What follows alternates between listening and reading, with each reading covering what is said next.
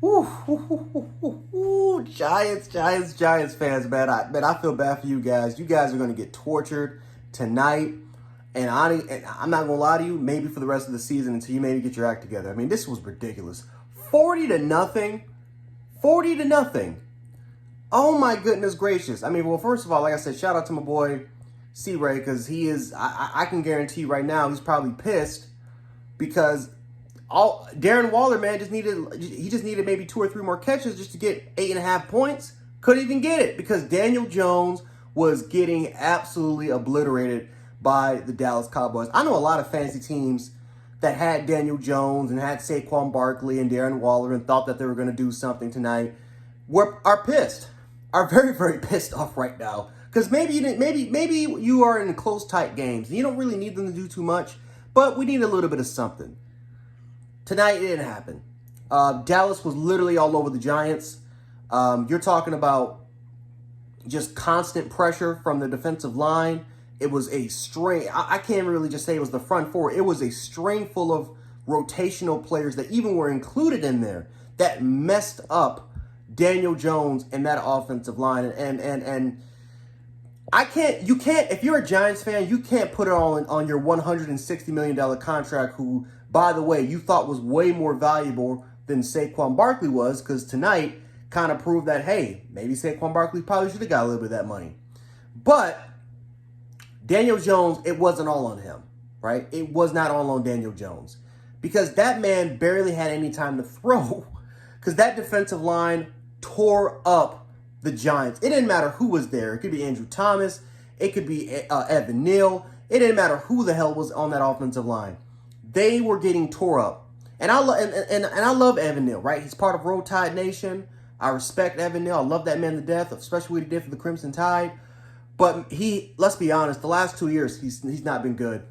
I don't know what's been going on to him. He struggles against speedy edge rushers.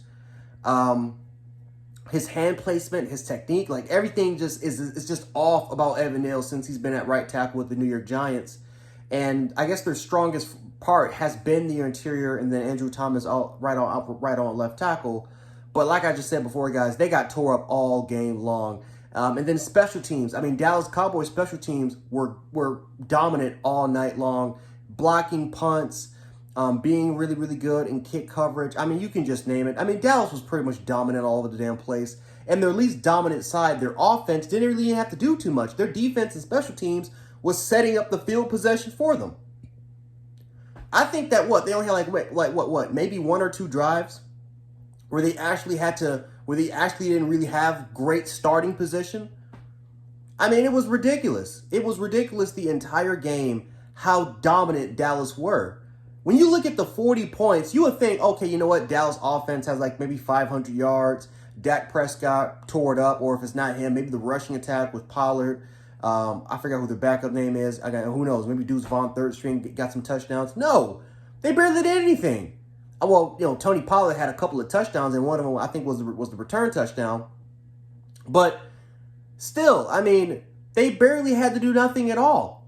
The defense and special teams literally got them those 40 points. And that's embarrassing. That's embarrassing when the Dallas Cowboys has less than 300 total yards of offense and still put up 40 points on you. It's crazy, man. It's absolutely crazy. And I know Giants fans are just ripping out their hair seeing Daniel Jones on the field with less than 4 minutes left in the game with nothing but backup players. And Daniel Jones is still getting lit up. Like, what's going on with Brian? And trust me, I love Brian Daboll, man. He's a St. Francis alum. He's from the Buffalo community. He visits almost every single year during his football clinic. Like, he is right. And then, of course, with my Buffalo Bills, he was part of that program that resurgence to where we are right now is one of the best teams in the league. So I have a lot of respect and admiration for Brian Daboll.